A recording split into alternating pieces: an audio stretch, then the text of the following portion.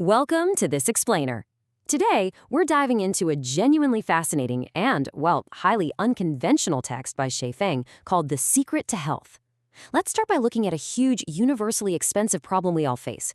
Think about it. We pour literal billions into medical research, treatments, you name it, right? But despite all our cutting-edge tech, we still can't stop diseases from happening.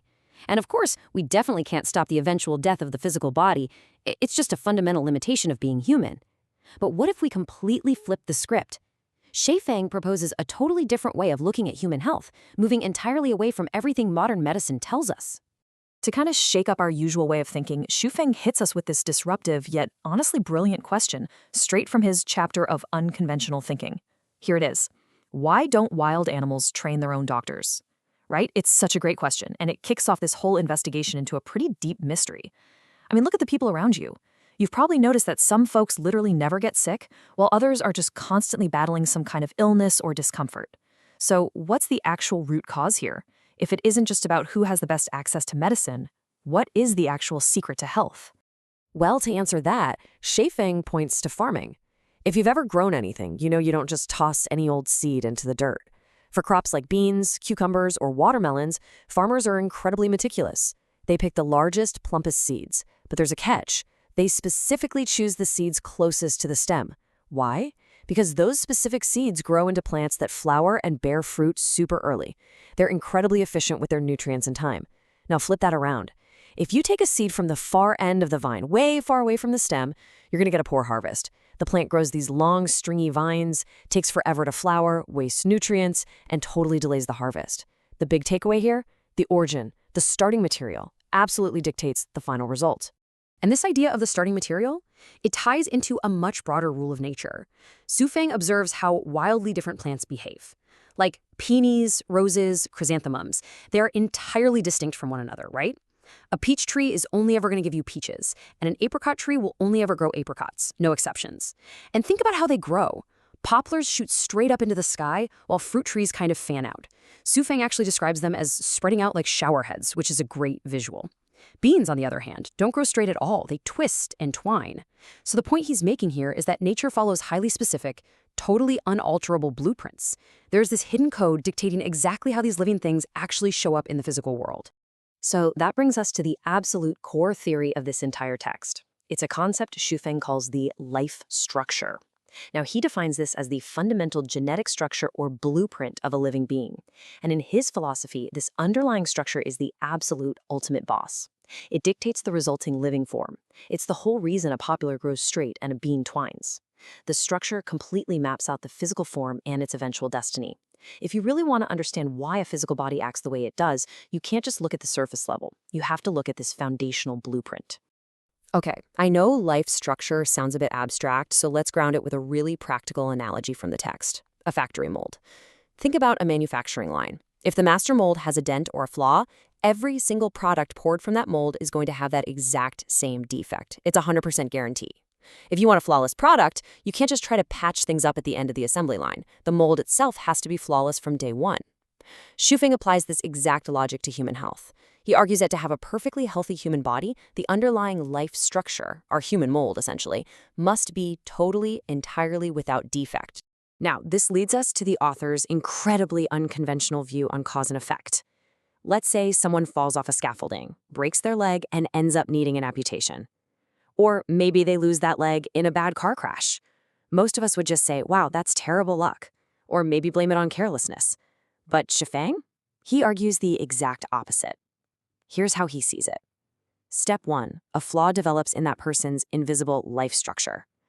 Step 2, because of that specific structural flaw, losing the leg becomes an absolute, unavoidable destiny. And then step 3, the method of the loss simply plays out in the real world.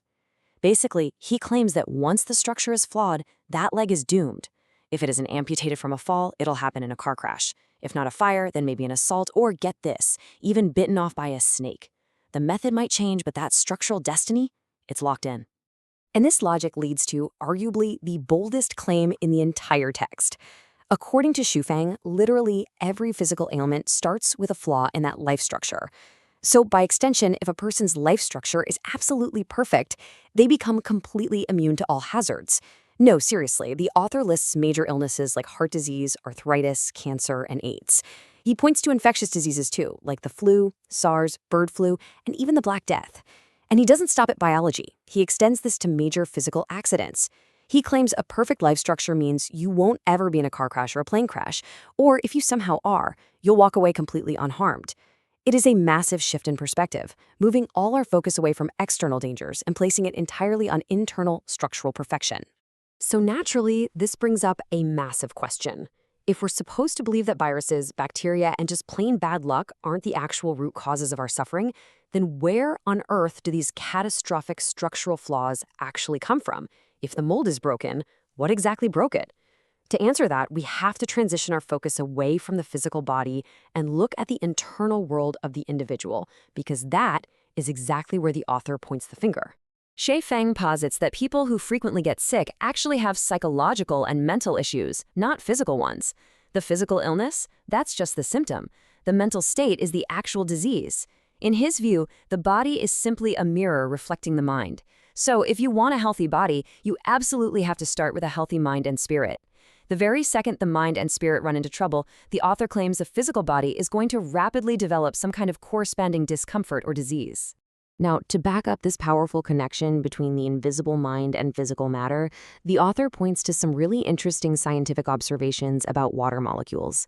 According to the evidence he cites, when water molecules are exposed to positive consciousness, so emotions like love, gratitude, and affection, they actually form beautifully symmetrical structures. But on the flip side, when they're exposed to negative consciousness, like hate, disgust, or irritation, those exact same water molecules warp into ugly, flawed, and defective structures. And here is exactly how that connects back to us.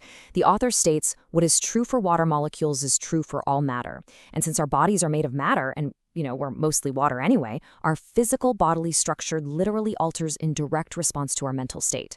Those ugly, defective water structures we just talked about, those are the very flaws in the life structure that eventually lead to disease and accidents. So the takeaway here is that to cure the body, you can't just put a Band-Aid on the physical symptom. You have to heal the consciousness that's continuously warping your physical structure in the first place. The author actually drops this fantastic quote to summarize the whole idea. After 40, a person is responsible for their own appearance. I mean, wow, right? It's a profound thing to think about. When we're young, our appearance is pretty much just genetics. But by the time you hit 40, your habitual emotions, your kindness or your bitterness, the stress you carry or the peace you cultivate, all of those mental states have physically sculpted your face and your body. The text uses this to really hammer home that maintaining a healthy, beautiful body absolutely requires maintaining a healthy, perfect soul. Lifechanyuan also looks to spiritual traditions to back up this link between mind, body, and structure. He notes that in Buddhism, for example, practitioners are taught that during cultivation, they have to maintain a compassionate, kind demeanor and a very specific posture. And he says this isn't just for show. He uses this as evidence that spiritual traditions have known for a long time that the soul is intimately connected to both our outward appearance and our internal life structure. By literally holding a posture of compassion, you are actively smoothing out the defects in your underlying structural mold. Okay, so what's the ultimate solution here? If traditional medicine isn't the real answer, what is? Well, the author objectively lays out his own prescription for achieving this beautiful soul and flawless structure, which in turn is supposed to prevent all illness. He suggests 3 main avenues. First, following the teachings of Jesus. Second, following the teachings of Sakyamuni. And finally, practicing cultivation in Lifechanyuan, which happens to be the author's own spiritual community. The text claims that by really adopting these teachings, a person can perfect their consciousness, which in turn perfectly repairs their life structure. And that brings us to a deeply provocative question I want to leave you with. Can you imagine a world entirely without hospitals?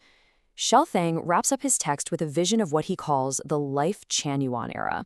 In this proposed future, because everybody has completely perfected their internal life structures through mental and spiritual cultivation, physical disease and random accidents just become impossible. Hospitals would completely disband. Doctors would basically vanish because, well, nobody needs them anymore. He envisions this world where everyone just lives in a state of perfect health, kind of like celestial beings.